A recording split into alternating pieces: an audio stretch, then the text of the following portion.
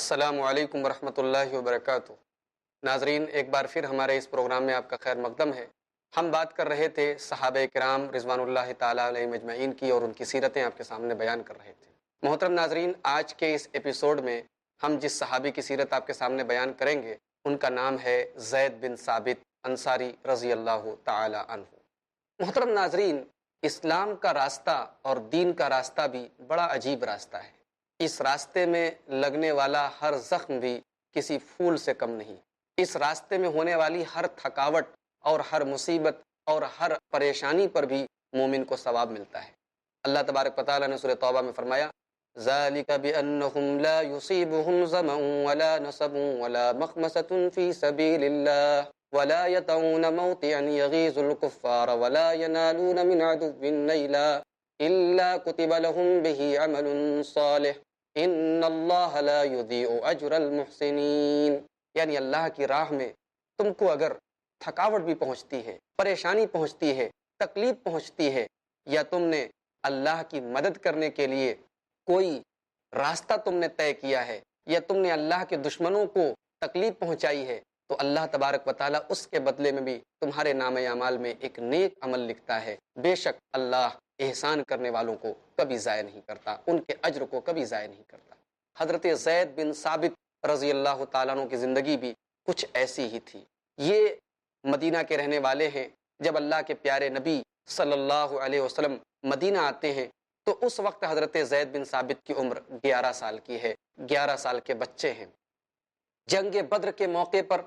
حضرت زید بن ثابت نبی کریم صلی اللہ علیہ وسلم کے پاس آتے ہیں، یا رسول اللہ، اسلام اور کفر کا پہلا معرکہ ہے، مجھے بھی اس جنگ میں شرکت کی اجازت دی جائے۔ اللہ کے نبی نے ان کی عمر کو دیکھا، ان کے قد اور ہائٹ کو دیکھا، آپ نے ان کو واپس کر دیا کہ آپ ابھی بچے ہیں، ابھی آپ اس جنگ میں جانے کے لائق نہیں ہیں۔ حضرت زید بن ثابت رضی اللہ تعالیٰ عنہ مایوس اور نامراد ہو کر جذبہ جہاد سے سرشار ہو کر وہ گئے تھے، اس امید میں کہ نبی کریم صلی اللہ علیہ وسلم ان کو اجازت دیں گے اس معرکے میں شامل ہونے کی، لیکن مایوس ہو کر گھر آتے ہیں، اپنی والدہ محترمہ کے سامنے بات رکھتے ہیں۔ ان کی والدہ محترمہ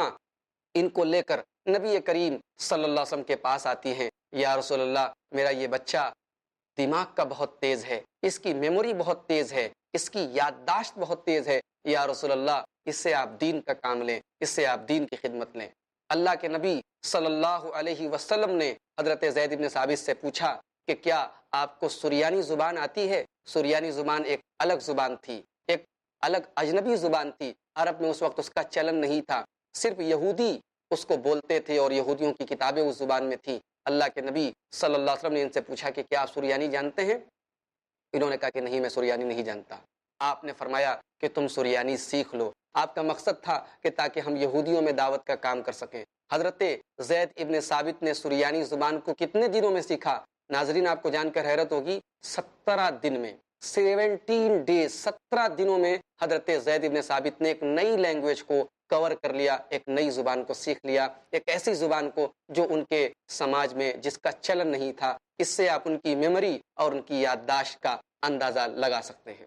محترم ناظرین کرام، حضرت زید بن ثابت کو ایک بہت بلند مقام یہ حاصل ہے کہ وہ قرآن کریم کے حافظ اور قاری تھے، اور قرآن کریم دنیا میں جب تک پڑھا جاتا رہے گا، اس کی ایک ایک آیت ہم پڑھتے رہیں گے، اس کا ثواب حضرت زید بن ثابت کو بھی ملتا رہے گا۔ جب جب ہم مصحف کھولیں گے، اس کا ثواب حضرت زید بن ثابت کو بھی ملتا رہے گا۔ حضرت زید بن ثابت ان چنندہ صحابہ کرام میں سے ہیں جن کو اس دنیا کا سب سے بہترین عمل اور سب سے بہترین ڈیوٹی جو انجام دیتے تھے، اللہ کے نبی صلی اللہ علیہ وسلم کے اوپر جو وحی نازل ہوتی تھی، اس وحی کو لکھنے کا کام حضرت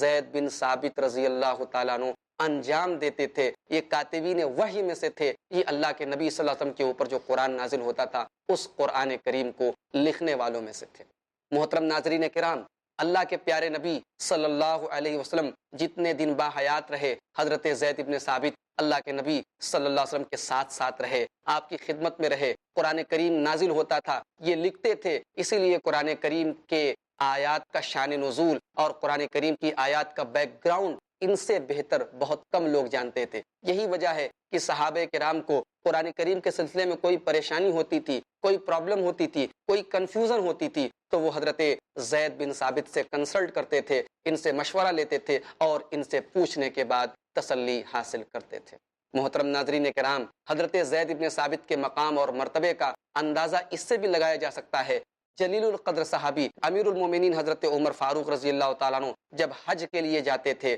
تو مدینہ پر اگر وہ کسی کو اپنا جانشین بنا کر جاتے تھے، مدینہ کی ذمہ داری کسی کے حوالے کر کے جاتے تھے، تو وہ شخصیت کوئی اور نہیں، وہ شخصیت حضرت زید بن ثابت رضی اللہ تعالی عنہ کی تھی۔ محترم ناظرین کرام، حضرت ابو بکر صدیق رضی اللہ تعالیٰ عنہ کے دور میں ایک جنگ ہوئی جس جنگ کا نام ہے جنگ یمامہ۔ اس جنگ میں قرآن کے بہت سارے حافظ، قرآن کے بہت سارے قاری شہید کر دیے جاتے ہیں۔ حضرت عمر فاروق رضی اللہ تعالیٰ عنہ حضرت ابو بکر صدیق کے پاس آتے ہیں کہ اے امیر المومنین، اس طریقے سے تو اللہ کا کلام ضائع ہو جائے گا، ہمیں چاہیے کہ اللہ کے نبی صلی اللہ علیہ وسلم کے اوپر جو قرآن نازل ہوا تھا، ہم اس قرآن کریم کو ایک جگہ اکٹھا کر لیں تاکہ وہ محفوظ ہو جائے۔ بالآخر اللہ تبارک و تعالیٰ نے حضرت ابو بکر کے سینے کو کھول دیا، انہوں نے حضرت زید بن ثابت کو بلوایا۔ ناظرین غور کیجئے کہ قرآن کریم کے معاملے کے لیے حضرت ابو بکر نے کسی کو بلایا تو حضرت زید بن ثابت کو بلایا اور کہا کہ ایسا ایسا معاملہ ہے، ہم کو وہ قرآن جو اللہ کے نبی صلی اللہ علیہ وسلم کے اوپر اتارا گیا، اس قرآن کو ہمیں ایک جگہ کلیکٹ کرنا ہے، ایک جگہ اکٹھا کرنا ہے۔ حضرت زید بن ثابت نے کہا کہ اے امیر المومنین، آپ بھلا ایسا کام کیسے کر سکتے ہیں جو اللہ کے رسول نے نہیں کیا؟ حضرت ابو بکر نے ان کو سمجھایا اور بار بار سمجھاتے رہے، یہاں تک کہ اللہ تبارک و تعالیٰ نے حضرت زید بن ثابت کے سینے کو بھی کھول دیا۔ محترم ناظرین، حضرت زید بن ثابت کہتے ہیں کہ اتنی بڑی ذمہ داری میرے کندھوں پر ڈالی گئی کہ اس سے زیادہ خطرناک اور اس سے زیادہ بھاری کوئی ذمہ داری نہیں ہو سکتی۔ قرآن کریم کو کلیکٹ کرنا کوئی معمولی کام نہیں ہے ناظرین۔ اللہ کے نبی صلی اللہ علیہ وسلم کے زمانے میں جو قرآن کریم نازل ہوتا تھا، اس کو چمڑے کے اوپر، درخت کے پتوں کے اوپر اور الگ الگ چیزوں کے اوپر لکھا گیا تھا۔ حضرت زید بن ثابت نے صحابہ کرام سے مشورہ کرنے کے بعد، جہاں تک ممکن تھا سب سے رائے لینے کے بعد، انہوں نے قرآن کریم کو اکٹھا کیا، اور کہیں پر اختلاف ہوتا تھا تو صحابہ کرام سے مشورہ لینے کے بعد فائنل ڈیسیژن لیتے تھے، اور بالآخر الحمدللہ رب العالمین سے لے کر من الجنت والناس تک یہ پورا قرآن انہوں نے ایک جگہ کلیکٹ کیا اور اس قرآن کو حضرت ابو بکر کے حوالے کر دیا۔ محترم ناظرین، یہ قرآن کریم حضرت ابو بکر کے بعد حضرت عمر فاروق کے پاس، اور حضرت عمر فاروق کے بعد ان کی بیٹی ام المومنین حضرت حفصہ رضی اللہ تعالیٰ عنہ کے پاس محفوظ تھا۔ محترم ناظرین کرام، حضرت زید ابن ثابت رضی اللہ تعالیٰ عنہ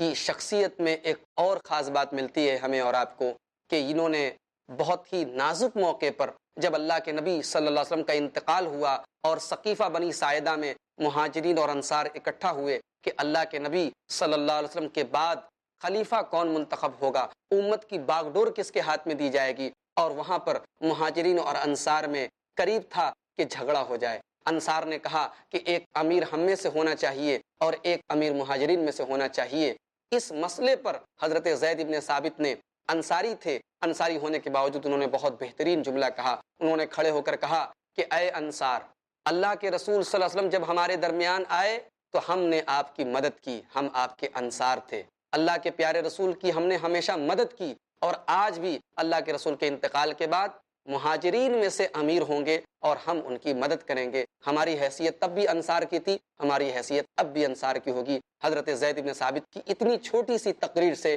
ایک بہت بڑا جھگڑا ہونے سے بچ گیا، اور انہوں نے پوری امت کو ایک چیز پر متحد کر دیا۔ تو محترم ناظرین کرام، یہ ہیں حضرت زید ابن ثابت رضی اللہ تعالی عنہ۔ حضرت عمر فاروق رضی اللہ تعالیٰ عنہ کہتے ہیں کہ اگر کسی کو قرآن کریم کے بارے میں کوئی کنفیوژن ہو، کچھ پوچھنا ہو، تو وہ زید ابن ثابت سے کنسلٹ کرے۔ اگر کسی کو فقہ کا کوئی مسئلہ پوچھنا ہو، نماز کا طریقہ پوچھنا ہو، زکوٰۃ کے مسائل پوچھنا ہو، اگر اس سلسلے میں کچھ کنسلٹ کرنا ہو تو حضرت معاذ بن جبل سے کنسلٹ کیا جائے۔ اور اگر کسی کو مال سے ریلیٹڈ، فائننس سے ریلیٹڈ کوئی پرابلم ہو، کوئی کنفیوژن ہو، تو وہ مجھ سے رجوع کرے، کیونکہ میں یہ ذمہ داریاں اٹھا چکا ہوں۔ محترم ناظرین کرام، آپ اس سے اندازہ لگا سکتے ہیں کہ حضرت زید ابن ثابت رضی اللہ تعالیٰ عنہ قرآن کریم سے کتنا گہرا تعلق رکھتے تھے، اور ان کے اس مقام کو حضرت عمر فاروق جیسا صحابی بھی سمجھتا اور محسوس کرتا تھا۔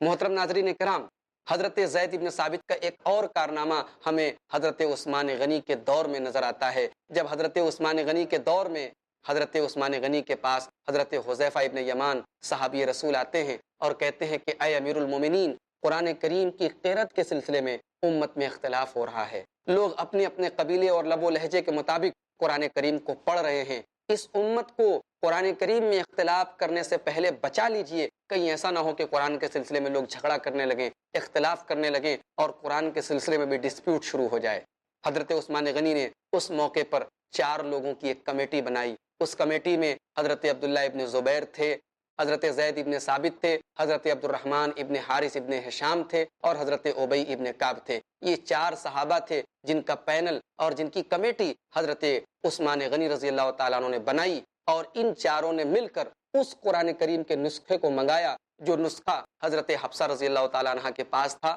اور اس کی ان لوگوں نے مل کر نقلیں تیار کی، اس کی کاپیز تیار کی اور اس کو قریش کی لینگویج کے مطابق، قریش کی زبان کے مطابق اس کو جمع کیا، اور یہ جو نسخے تیار ہوئے، یہ جو کاپیز تیار ہوئیں، یہ پورے بڑے بڑے اسٹیٹ میں اس وقت جو اسلامی صوبے تھے وہاں بھیج دیے گئے، تاکہ اس قسم کا کوئی اختلاف اگر ہونے والا بھی ہو تو وہ اپنی جگہ پر تھم جائے۔ یہ ایک بہت بڑی خدمت تھی جمع قرآن کی، جو حضرت ابو بکر کے دور میں بھی حضرت زید بن ثابت کے ذریعے انجام پائی، اور حضرت عثمان غنی رضی اللہ تعالیٰ عنہ کے دور میں بھی حضرت زید بن ثابت کے ذریعے اللہ تبارک و تعالیٰ نے یہ خدمت لی۔ محترم ناظرین کرام، حضرت زید ابن ثابت رضی اللہ تعالیٰ عنہ ایک اور چیز میں بہت مہارت رکھتے تھے، اور وہ ہے علم فرائض، وراثت کا علم۔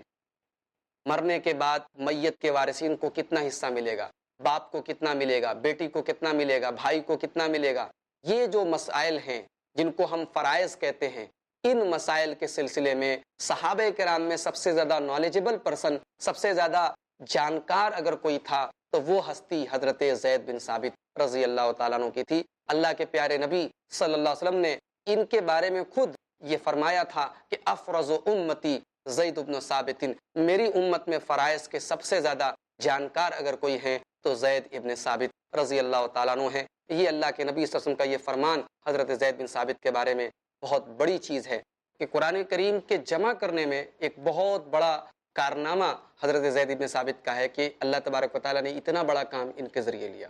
اللہ کے نبی صلی اللہ علیہ وسلم کی ایک حدیث ہے کہ من دل علی خیر فلہ مثل اجر فاعلہ، جو آدمی کسی نیکی اور بھلائی کے کام کی طرف لوگوں کو بلاتا ہے تو اس کو بھی بھلائی کرنے والے کے برابر ثواب ملتا ہے۔ محترم ناظرین کرام، جب اللہ کے رسول صلی اللہ علیہ وسلم ایسا ثواب بتا رہے ہیں بھلائی کی طرف بلانے والے کا، تو آپ ذرا سوچئے کہ حضرت زید ابن ثابت رضی اللہ تعالیٰ عنہ کے کھاتے میں کتنا اجر و ثواب اور کتنی نیکیاں لکھی جا رہی ہوں گی کہ انہوں نے اللہ تبارک و تعالیٰ کے کلام کو جمع کرنے کا جو کام تھا، حالانکہ اس کی ذمہ داری تو اللہ تبارک و تعالیٰ نے لی، لیکن اس کے لیے اللہ تبارک و تعالیٰ نے ذریعہ بنایا حضرت زید ابن ثابت کو، اور اتنی بڑی خدمت حضرت زید ابن ثابت رضی اللہ تعالیٰ عنہ کے ذریعے انجام پائی۔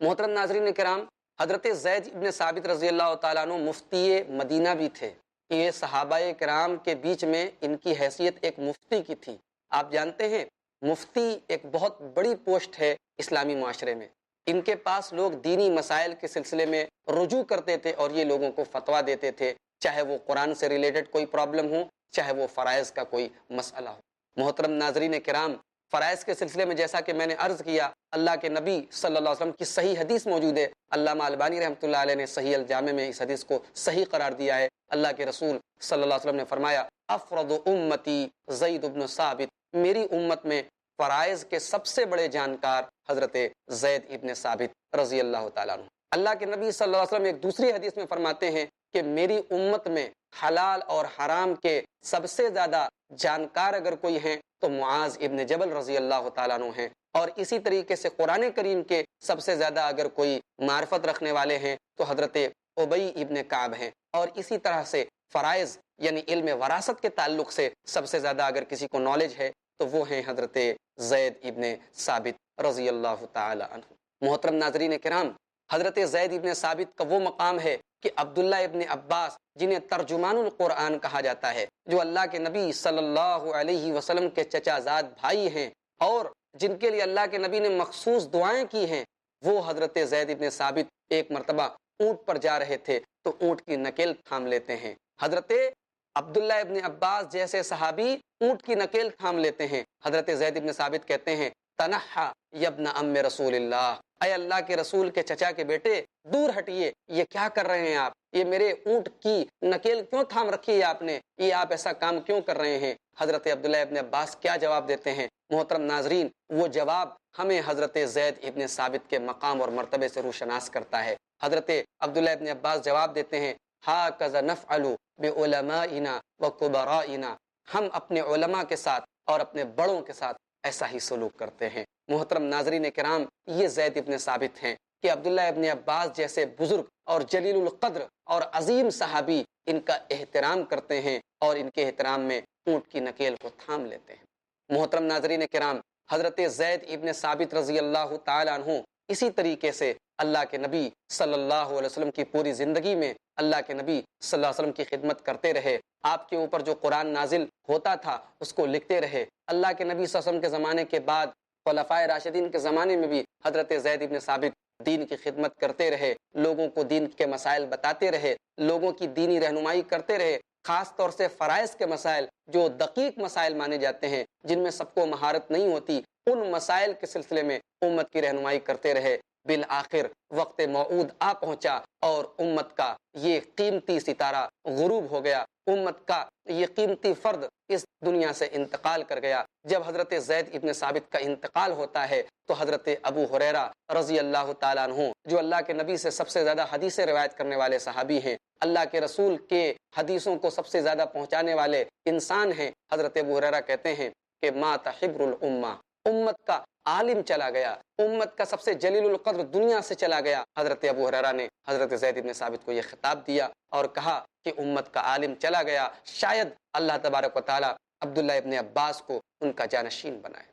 محترم ناظرین کرام، حضرت زید ابن ثابت رضی اللہ تعالیٰ عنہ کی یہ پوری زندگی، جس کا ایک مختصر سا خاکہ ہم نے آپ کے سامنے پیش کیا، آئیے ہم دیکھیں کہ ان کی زندگی سے ہمیں کیا سبق حاصل ہوتا ہے۔ حضرت زید ابن ثابت کی زندگی سے پہلا سبق ہمیں یہ ملتا ہے کہ ہمیں اپنے بچوں کی تربیت ہمیشہ دین کو مد نظر رکھ کر کرنی چاہیے۔ حضرت زید ابن ثابت چھوٹے سے تھے، ان کی میموری اور یادداشت بہت تیز تھی، ان کی والدہ نے ان کے اس ٹیلنٹ کو محسوس کیا اور ان کو دین کے لیے وقف کر دیا۔ محترم ناظرین، یہ ایک بہت بڑی کمی ہے کہ آج ہم اپنے ان بچوں کو جو ذہنی اعتبار سے کمزور ہوتے ہیں ان کو ہم دینی مدارس کی طرف روانہ کر دیتے ہیں، اور جو بچے مینٹلی تھوڑے اسٹرانگ ہوتے ہیں، تھوڑے ٹیلنٹڈ ہوتے ہیں، ہم ان کو دنیاوی لائنوں میں لگاتے ہیں۔ یہ فرق ہے ہمارے اور صحابہ کے بیچ میں۔ حضرت زید ابن ثابت کی والدہ نے اپنے بیٹے کو، جس کی یادداشت بہت تیز تھی، اس کو نبی کریم صلی اللہ علیہ وسلم کی خدمت میں بھیجا، اور اللہ کے نبی نے ان کے ٹیلنٹ کو پرکھتے ہوئے انہیں پہلے سریانی زبان سیکھنے کا حکم دیا، اور پھر قرآن کریم جو آپ پر نازل ہوتا تھا اس کو لکھنے کی ذمہ داری آپ نے ان کے سپرد کی۔ محترم ناظرین، حضرت زید ابن ثابت رضی اللہ تعالیٰ عنہ کی زندگی سے ایک اور سبق ہمیں یہ حاصل ہوتا ہے کہ ہمیں اپنی بڑائی اور انانیت کو چھوڑ کر ہمیشہ اختلاف کو دور کرنے کی سوچ رکھنی چاہیے۔ حضرت زید ابن ثابت رضی اللہ تعالیٰ عنہ کے بارے میں جیسا کہ آپ نے دیکھا کہ ثقیفہ بنی ساعدہ میں جب مہاجرین اور انصار میں جھگڑے کی نوبت آ گئی تھی، حضرت زید ابن ثابت نے فوراً ایک ایسا جملہ کہا، ایک ایسی بات کہی جس سے سارا جھگڑا ختم ہو گیا۔ یہ ہماری اور آپ کی سوچ ہونی چاہیے۔ ہمیں کبھی کبھی معاشرے میں ہم یہ دیکھتے ہیں کہ جھگڑے اور اختلافات کی وجہ صرف اور صرف انانیت ہوتی ہے، ہم بڑے ہیں، ہم کچھ ہیں، یہ سوچ انسان کو جھگڑے پر آمادہ کرتی ہے۔ حضرت زید بن ثابت نے اس سوچ کا خاتمہ کیا، انہوں نے کہا کہ ہم نبی کے زمانے میں بھی انصار تھے اور نبی کے بعد بھی انصار ہیں، ہم ان کی خدمت کریں گے، ہم دین کی مدد کریں گے، ہمارا مقصد کرسی تب بھی نہیں تھا، عہدہ تب بھی نہیں تھا، عہدہ آج بھی نہیں ہے۔ محترم ناظرین، یہ بہت بڑا درس ہے ان لوگوں کے لیے جو اقتدار کے لیے ہر حد کو پار کر جاتے ہیں۔ محترم ناظرین کرام، حضرت زید بن ثابت کی زندگی سے تیسرا سبق ہمیں یہ حاصل ہوا کہ ہمیں دین کے علوم میں کسی خاص علم میں مہارت حاصل کرنی چاہیے۔ حضرت زید بن ثابت نے علوم دینیہ میں ایک خاص علم، جس کو ہم علم فرائض کہتے ہیں، وراثت کا علم، میت کے ترکے سے ریلیٹڈ جو علم ہوتا ہے، اس علم میں اپنے آپ کو ڈیووٹ کر دیا، اپنے آپ کو وقف کر دیا، اور ایک نکھر کر ان کی شخصیت سامنے آئی، اور اللہ کے نبی صلی اللہ علیہ وسلم نے ان کے اس ٹیلنٹ کو خراج تحسین دیتے ہوئے فرمایا، یہ میری امت کے فرائض کے سب سے زیادہ جانکاری رکھنے والے، فرائض کا سب سے زیادہ علم رکھنے والے انسان ہیں۔ حضرت زید ابن ثابت رضی اللہ تعالی عنہ کی زندگی سے ہمیں اور آپ کو ایک سبق اور ملتا ہے، اور وہ سبق یہ ہے کہ ہمیں قرآن کریم سے اپنا تعلق مضبوط کر لینا چاہیے۔ حضرت زید ابن ثابت پوری زندگی اللہ کے نبی صلی اللہ علیہ وسلم کے اوپر جب قرآن نازل ہوتا رہا، قرآن کو لکھتے رہے، اور آپ کے انتقال کے بعد قرآن کو جمع کرنے میں بھی آپ کی خدمات بے شمار ہیں اور آپ کی خدمات بے مثال ہیں۔ یہ ہم سے اس بات کا مطالبہ ہے کہ ہم قرآن کریم جو اللہ تبارک و تعالیٰ کا کلام ہے، یہ ہم سے اس بات کا مطالبہ ہے کہ قرآن کریم جو اللہ تبارک و تعالیٰ کا کلام ہے، ہم اس کی عظمت کو سمجھیں اور اس کو مضبوطی سے پکڑ لیں۔ علامہ اقبال کا ایک شعر اس موقع پر مجھے یاد آ گیا کہ وہ زمانے میں معزز تھے مسلمان ہو کر، وہ زمانے میں معزز تھے مسلمان ہو کر، اور ہم خوار ہوئے تاریخ قرآن ہو کر۔ اور حضرت عمر فاروق رضی اللہ تعالیٰ عنہ کا وہ جملہ آپ یاد کیجئے کہ یہ کتاب وہ کتاب ہے، یہ قرآن اللہ کا وہ کلام ہے کہ یرفع اللہ بہ اقواما ویضع بہ آخرین، کہ اللہ تبارک و تعالیٰ اس قرآن کریم کے ذریعے بہت سارے لوگوں کو بلندی عطا کرتا ہے اور بہت سارے لوگوں کو پستی عطا کرتا ہے جو قرآن کو چھوڑ دیتے ہیں، قرآن کو پس پشت ڈال دیتے ہیں۔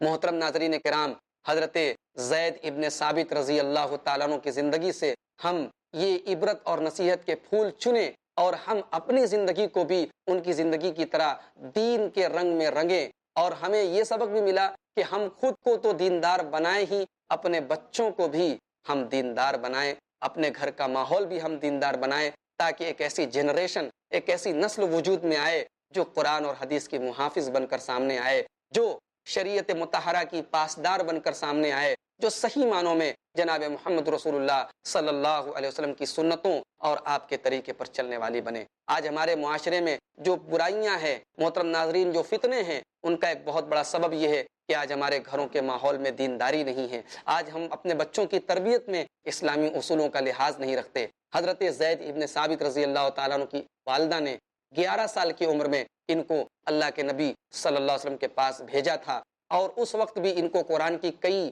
صورتیں یاد تھیں۔ یہ اس بات کا ثبوت ہے کہ ان گھرانوں میں، ان فیملیز میں شریعت مطہرہ کا کتنا لحاظ رکھا جاتا تھا، بچوں کو قرآن یاد کرایا جاتا تھا، بچوں کو اسلامی تعلیمات پڑھائی جاتی تھیں۔ آج بہت بڑا فرق ہے، بہت بڑا خلا ہے ہمارے اور ان کے بیچ میں۔ محترم ناظرین، اس خلا کو پاٹنے کی ضرورت ہے۔ ہمیں اپنے گھروں میں بھی وہ ماحول بیدار کرنے کی ضرورت ہے، وہ ماحول پیدا کرنے کی ضرورت ہے جو ماحول صحابہ کرام رضوان اللہ تعالی علیہ مجمعین کے دور میں تھا۔ محترم ناظرین، آپ ملاحظہ فرما رہے ہوں گے کہ اللہ کے نبی صلی اللہ علیہ وسلم کے یہ صحابہ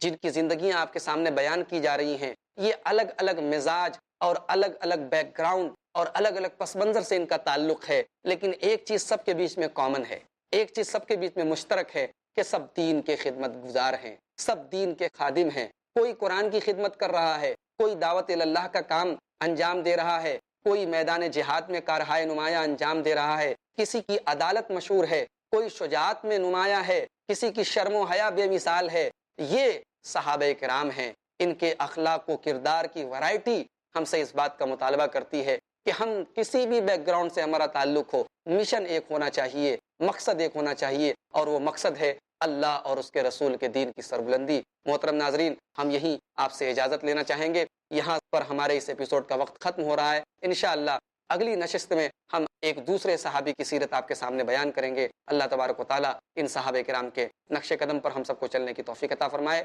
آمین۔ السلام علیکم ورحمۃ اللہ وبرکاتہ۔